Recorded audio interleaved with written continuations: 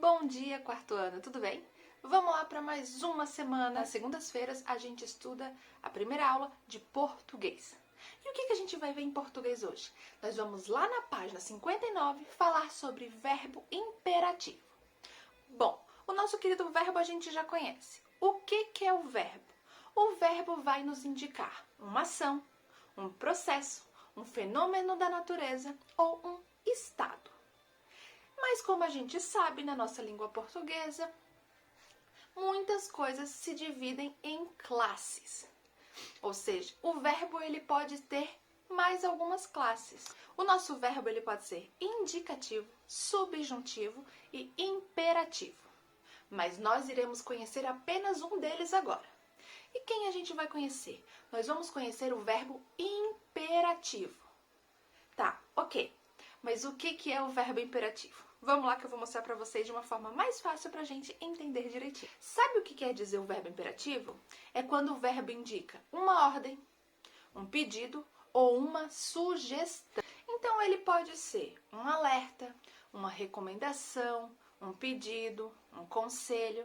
Então pode ser assim. Exemplo dessa frase. Vamos, eu preciso ir agora. Esse vamos é uma ordem.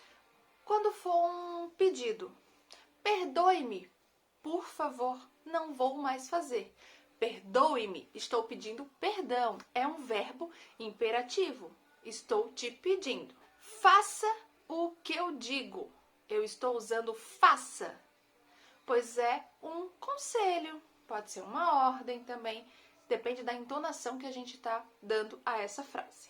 Mas como eu já disse, no nosso português sempre tem algumas categorias, umas divisões. E o nosso verbo ele pode ser tanto, o nosso verbo imperativo, ele pode ser tanto afirmativo como negativo. Então, do negativo, não grite. Não ponha o lápis ali. Não faça isso. Então, ele está negando, ele está vindo com um não na frente. Ele está sendo um verbo imperativo negativo. E, no caso do verbo imperativo afirmativo, ele vai estar sempre afirmando que eu estou pedindo algo, aconselhando algo. Por exemplo, pare agora. Seja menos egoísta. Traga para mim aquele lápis. Então, eu vou estar afirmando o que eu quero que você faça. E no negativo, eu vou estar negando. Iniciarei com um não antes do verbo para dizer que não, estou negando algo negativo acompanhado do verbo. Bom, e uma regrinha. O verbo imperativo, ele é uma ordem.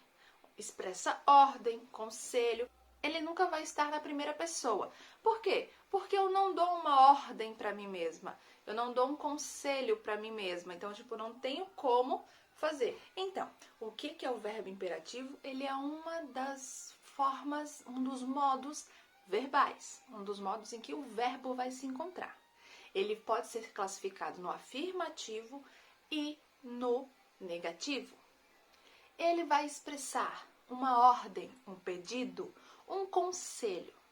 E ele não vai ser flexionado na primeira pessoa, pois, como eu disse, eu não posso dar uma ordem para mim mesma. Eu não posso fazer um pedido para mim mesma. Então, ele vai ser da segunda pessoa em diante. Tu, ele, vós, nós. O nós, primeira pessoa do plural, ele vai conjugar sim. Por quê? Ele vai entrar no verbo imperativo? Sim. Por quê? Porque eu posso dar uma ordem. Vamos! Precisamos sair daqui. Então, eu estou dando uma ordem para ir todo mundo junto comigo.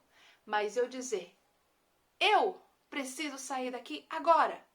Eu não vou dizer isso. No ato, eu já vou sair. Eu não vou dar uma ordem para mim mesma. Bom, para a gente entender melhor, vai vir as atividades agora da página 59. Então, aqui no verbo imperativo, na página 59, ele vai dar uma frase. Observe os carros que passam por aí e crie frases para se divertir. Essa é a frase.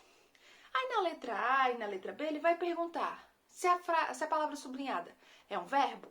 E na letra C, o que é? É um aviso, é uma instrução ou é uma sugestão? Já na 60, ele vai pedir para você escrever outras formas verbais que podem substituir, podem também ter o mesmo sentido da função de instruir algo. Já na 3, vocês podem fazer o acesso do RA positivo para complementar. E ele vai dizer assim, ó, vai ter as frases e nas colunas vocês vão dizer, número 1, quem é pedido, quem é ordem e quem é instrução. Já na final da 60, ele já entra no verbo imperativo, afirmativo e negativo. Releia outro trecho das instruções da brincadeira. Então ele vem sozinho, é uma pergunta. Você pode fazer essa brincadeira sozinho, mas não quebra as regras. Qual a forma verbal que expressa uma ordem? Já na 61, vocês continuam fazendo marcações e respondendo a respeito dessa frasezinha aqui, certo? A 5 e a 6, vocês vão pegar os verbos que estão ali entre parênteses e vão flexioná-los. O que seria flexionar?